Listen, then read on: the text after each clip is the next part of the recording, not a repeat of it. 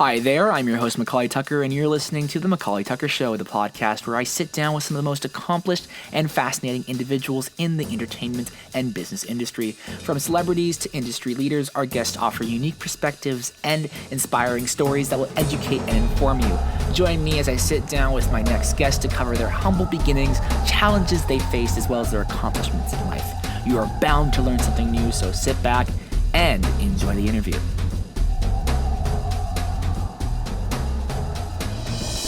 Today in the McAuley Tucker Show, we have a wonderful opportunity to sit down with the Movie Dweeb. He is an entertainment journalist and somebody who also interviews celebrities from Hollywood. This is a very exciting interview because I've never sat down with another celebrity interviewer, so sit back and enjoy the show.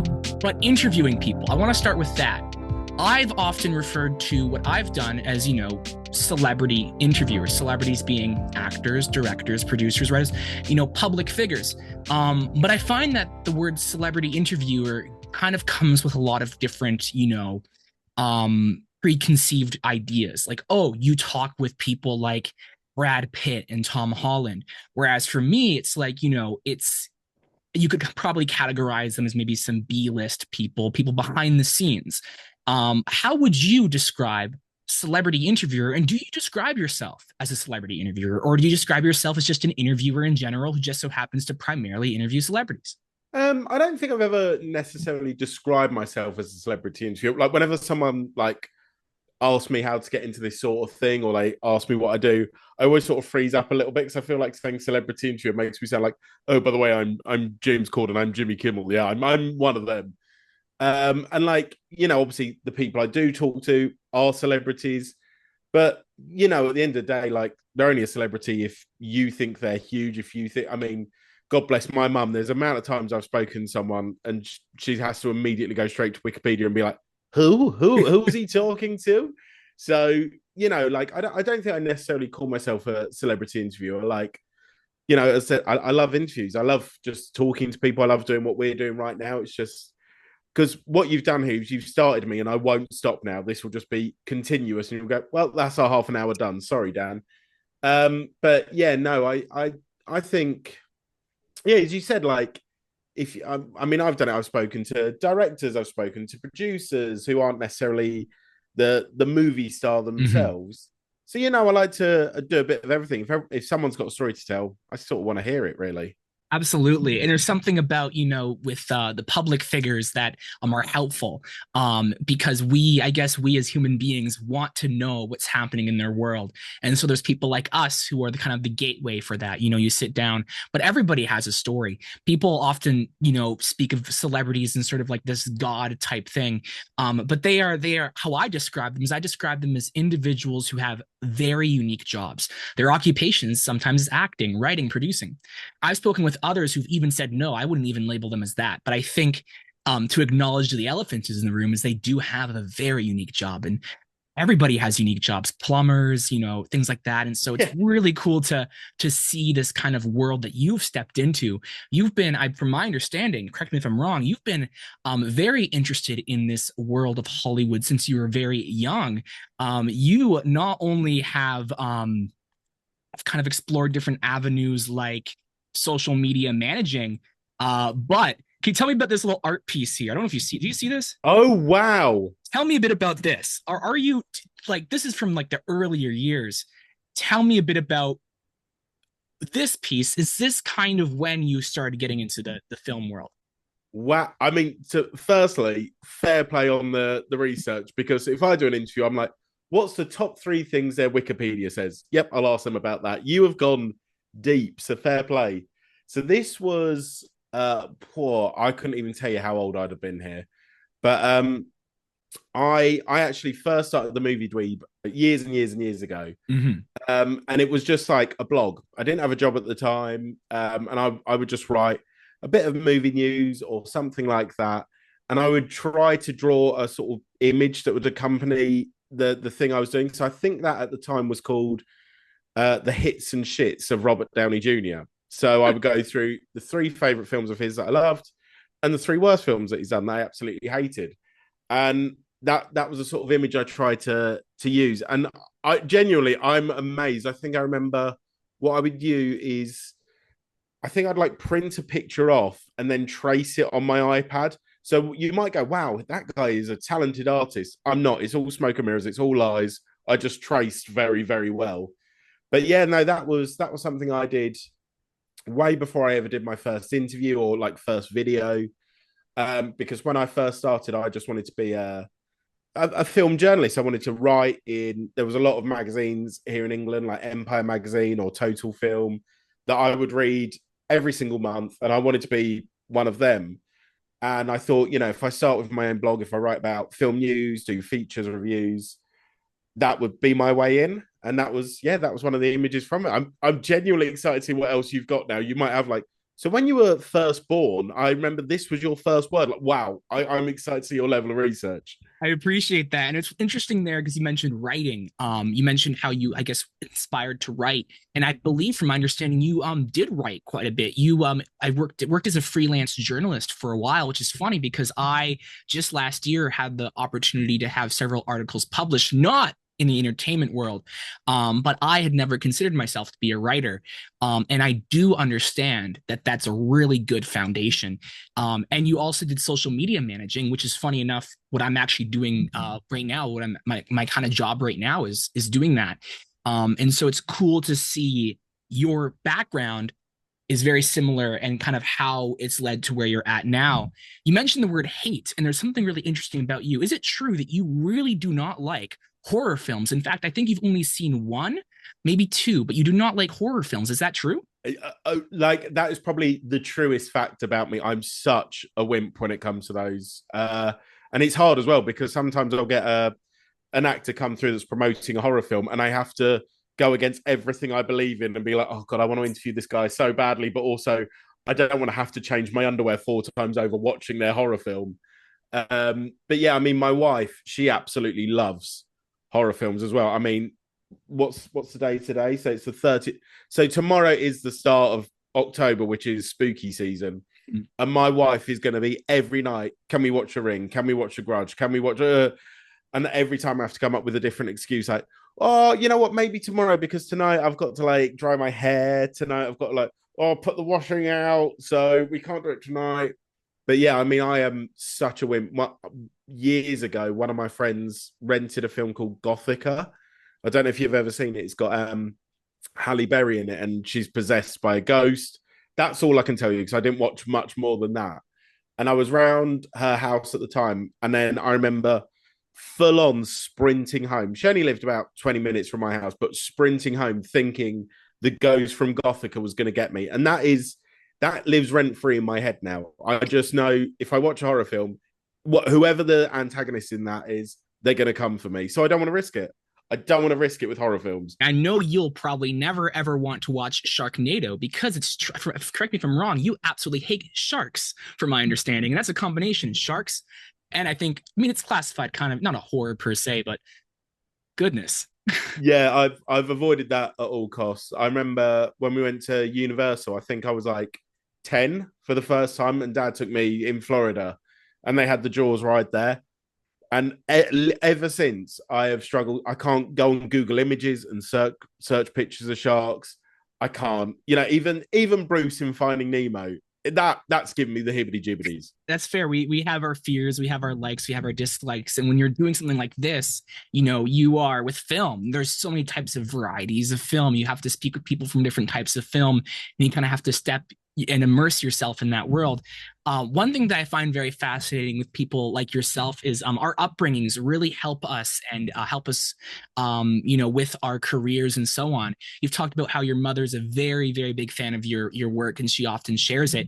I know you've spoken about your father, not necessarily, kind of his influence with your work. You've spoken about, I think, how he was working on building a bar in your garage, I think, or his garage or something like that. I'd love to hear a bit about how did that project, whatever happened to that project, and what is he thinking about your work, and how did he influence your work? So on the bar, that was actually, when was it? 2 years ago. I think I just had a week off work in summer. And my wife was like, brilliant. Like, what are you going to do with it? And I'm thinking, maybe I'll go cinema. Maybe I'll go to the beach. She was like, well, amongst that, why don't you do this list of chores that we got to do around the house? One of which was converting our sort of shed into a sort of place you could enter because when we moved in, it was just smashed concrete and spiders that would give the one from Lord of the Rings a run for its money. Like they were like mad in there. So yeah, me and my dad worked on that. God bless him. Like he's an absolute saint. As soon as there's a bit of DIY that needs doing around the house, I will be like, you know what? As soon as my wife's out the house, I've got this. I'll do it, and then I'll immediately ring my dad, and he'll come over and do it all for me. I can watch. He is my little Bob the Builder, but he has been both him and my mum are so supportive of the Movie Dweeb. Like they are rooting for me to get my own late night talk show. God bless them. I remember my dad again before I wanted to do sort of like interviews and that sort of thing. I wanted to be an actor. I wanted to pursue that, and I got into a drama school that was probably about an hour and a half drive from my house. So my dad, bless him, would drive me to it for 90 minutes. Then, because the class was at an hour and a half, he was like, well, there's no point in me going back and then going back because I wouldn't be back in time. So he would just sit in the car, watch something on his iPad for that 90 minutes, and then wait for me to come out and then drive back with me. But he'd do that every week. God bless him. So yeah, they are both so supportive. I mean, my dad helps me make props and bits for some of my interviews as well. Like I probably the first time anyone's ever called him this, but he's a smart guy. I don't think many other people will call him that. But yeah, no, both of them. And as I said, my mum will post every single interview I do on her Facebook. So all of her like Jeans and Jones that are following her on there.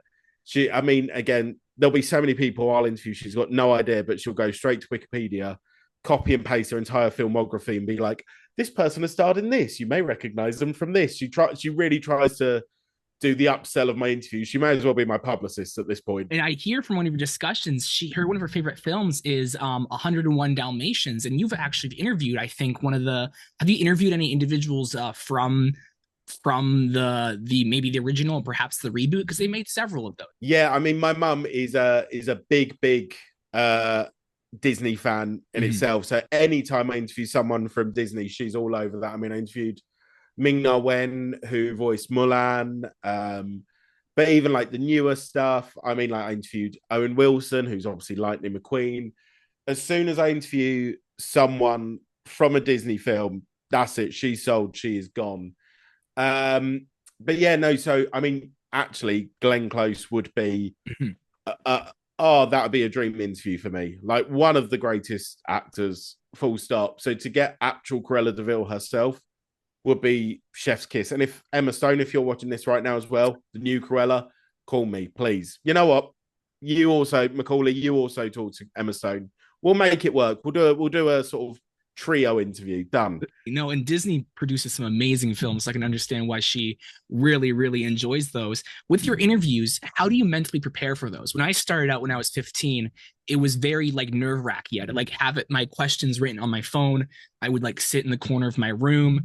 But over the years, when you do it, the rhythm, the dance, you kind of improvise, so on and so forth. How have you mentally prepared for your interviews over the years? And do you still get the butterflies? I mean, speaking from my experience, sometimes before the interviews, you're just like, wow, I'm about to be in a call with this person. But you understand, I do this all the time. But do you still get the butterflies, so to speak? Well, firstly, shout out to you for doing this at 15, because at 15, I think I was just sitting in my pants, eating Pringles, watching TV. Like I was not a go-getter like you are. So fair play to that. But oh my God, I can't think of a single interview I've done where I've not, felt so nervous about it. Like I'm so, especially in junkets, in-person ones, you'll get put into a waiting room at a hotel. And everyone's there so cool. Like all of the other journalists are there just chilling and chatting and, sharing snacks. I'm the one pacing up and down, like reciting my questions over and over and over in my head. Because, I think you're probably the exact same. Like you love what you do and you want it to go well. You want this one to go on, you want the next one to go on. You want to keep, because if it does go badly, it's sort of like, you're like, oh, I love doing those. And that one gave me a horrible feeling. And I don't want that to go badly. Of course, I've had interviews where like, me and the talent haven't immediately clicked. Oof. And you sort of leave those and go, oh God, like, oh, that's a shame. And it Yeah. almost like maybe taints your experience, like watching their movies again or watching their TV shows again. But like at the end of the day, as you said, like these are just people, and so to be nervous about it, I wish I could say, "Oh, why are you nervous for?" I am nervous every single time, but I think also as soon as you start the interview, I'm sure you're exactly the same. As soon as someone pops up on the Zoom or you sit down opposite someone, you just go, "Oh, brilliant! I'm just chatting to another human." I'm Exactly. just chatting to another human who just happens to have a lot more Instagram followers than me.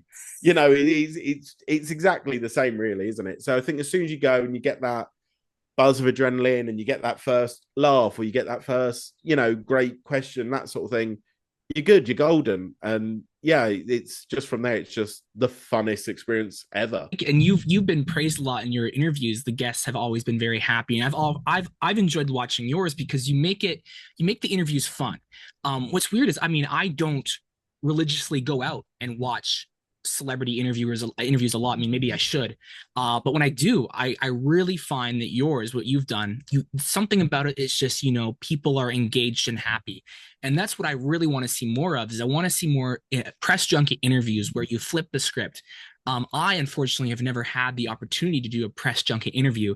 I have been, because I don't have an agent, because I don't have any representative, I have to do it all myself. And so you have to like look up the productions that are happening, near you. You find the production companies and email them and say, hey, can I come on your press junket board? They've got lists and so on. What you're doing is I find yours very, very interesting. And I really hope that you continue doing that. I think you will. Oh, but well, thank you so much. I mean, as you said, to start at 15, to then continue doing it, to get the range of people, because you started off like with a lot of internet Yeah. personalities, and now you're going into actors and directors. And I mean, the fact that you spoke to the people behind Hoodwinked, which was, I'm not going to lie, probably the greatest animated film that's ever been made. Like you've done such great stuff, and like you know, press junkets, that is just around the corner for you. Like it is gonna happen. There's no two ways about it. But thank you so much, bud. I appreciate that. No, that's been one of my dreams. Well, you mentioned Owen Wilson. I had the pleasure of interviewing his brother, Luke Wilson.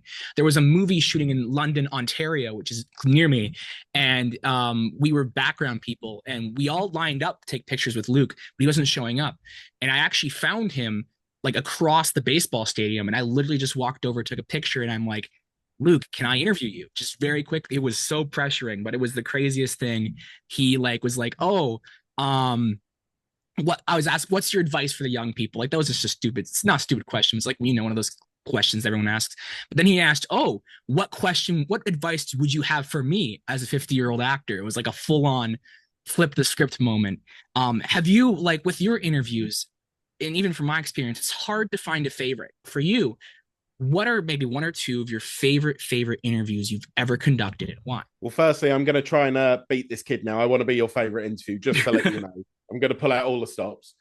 But I'd probably say, I mean, one of my favorite people to interview is Margot Robbie. Hmm. I've been so fortunate. I've interviewed her 3 times now, Wow. and every time she's been paired with someone else. And what I love about her is that when you go into these junket rooms, of course, if you're sat next to someone, you're going to be talking, blah, blah, blah. Oh, how was your weekend? Da, da, da. And you sit down opposite them. And sometimes the pairings of actors will carry on talking. And yeah, so anyway, and you're just sort of sat opposite them like, hi, can I join in, please? But she, without fail, will go, oh, let's just continue this afterwards. Hey, how are you? Da, da, da, and immediately jump to, Mhm. making it all about you, make sure you're comfortable in that moment. Because let's face it, she's an Oscar nominated actor. Like, you are going to feel nervous in that situation, especially if they're just having their little catch up about what they watched on telly last night. So she is easy one of my favorite people I've interviewed. I mean, Haley Steinfeld as well. Absolutely love interviewing her. And again, she's third time I've interviewed her, and the fact that she must get interviewed by 500 billion people an hour. And what's so amazing is that she recognizes you when you come in a room, and I'm Mhm. like, sure. How do you remember this mug after four minutes 2 years ago? Like, I'm sure it's quite an interesting, weird face I've got there, so it's not easy to forget. But I think it's so, and it puts like a real like pep in your step when Mhm. when someone like that you admire, again, Academy Award nominee Haley Steinfeld goes, "Oh, you lovely to see you again. How have you been?" But I mean, there's so many people I absolutely love. Like Will Poulter was again a great interview for me. I was only supposed to have 20 minutes with him, and I was sort of getting to a point of rapping, and he was like, "No, no, no, let's just carry on." And we ended up going for an hour, Ooh, which was yeah, I know, which was so amazing to do. And there'll be like Jake Johnson from New Girl, love him. Like I could just go on and on and on. I don't think there's one where I've gone, "Oh, you are an awful human being." Like there, yeah. I mean, oh, I forgot to mention my hero. Oh, two of them probably Jeff Goldblum and Danny DeVito as yes. well. Like I actually ended, well, not ended. Me and my wife were on a sort of mini moon, Mhm. which about 3-4 hours from London, and I got a call up saying like, "You can have an interview with Jeff Goldblum if you want." And God bless my wife, she was like, "Well, yeah, we got to do it." So we hopped on a train down to London, interviewed Jeff Goldblum, and then went back on our mini moon immediately after. So for you, Jeff, Wow. I will cancel. I will possibly ruin my relationship for you, Jeff Goldblum. That's crazy. That's a crazy story, and you sound so committed to what you do. And you mentioned earlier in our conversation a talk show. Have you looked into making that happen? It is. I do know the logistics. It must be very very hard. But have you tried to get that ball rolling, or is it more of a dream that's kind of a distance away? Distance away. I mean, it's something I've sort of toyed with. So I don't know if you saw it. I've just released a new series called Total Mhm. Rewind and first episode was with Chukwudi Iwuji, who was in Peacemaker. He was a High Evolutionary Yeah. Guardians of the Galaxy, and got to sit down with him for an hour. But there were so many variations of that show before what it was, and there was ideas of it becoming like a talk show. But you know, again, for me, I haven't got a huge production crew behind me. Like it's just me trying to sort all of this stuff out. So it was quite difficult, like trying to engineer two guests, every so often, a set or a location where both of these guests could arrive. What happens if one guest is late and I'm just trying to entertain the other guest and Yeah. that sort of thing? It is something I would absolutely love to do. And hopefully in the future, possibly when I get more of a following or when whenever something happens, it can become a reality. Like I would like to do a talk show. It's something that I've aspired to for years. I remember just binge watching on YouTube, like Conan O'Brien, Chelsea Handler, Jimmy Kimmel, like all of these great, great, great, great late night talk show hosts, and just thinking, God, I want that. I want a studio. I mean, me and my wife. God, I'm name dropping my wife a lot here.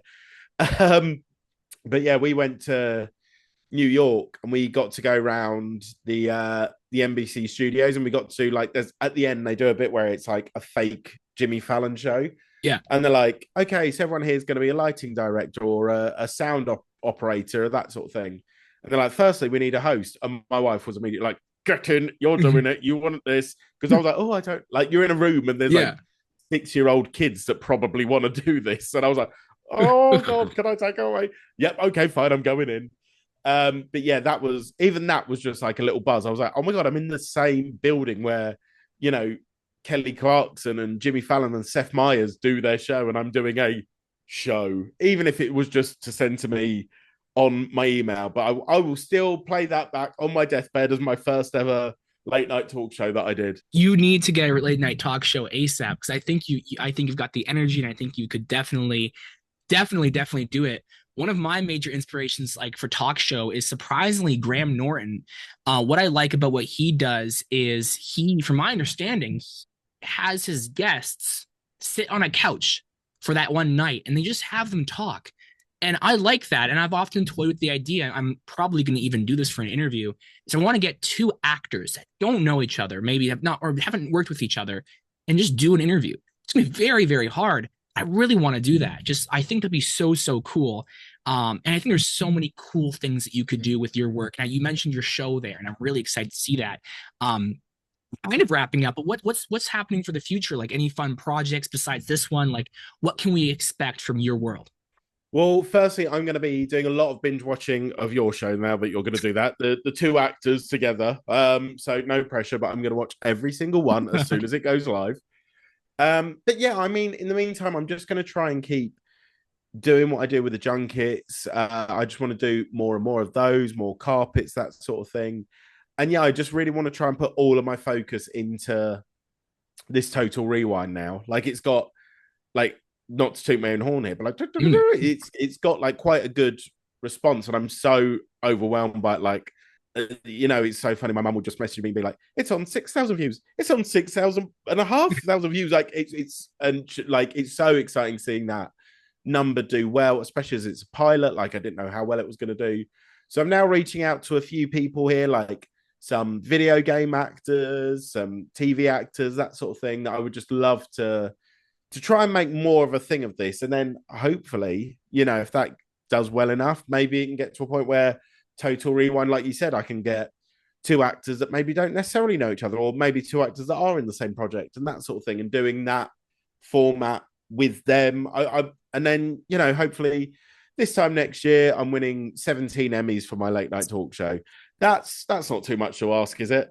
That's not too much to ask at all. I mean, hopefully that plays out, and I really am excited to see how things go, because I know it's going in a good direction, and I love what you're doing, and I'm so excited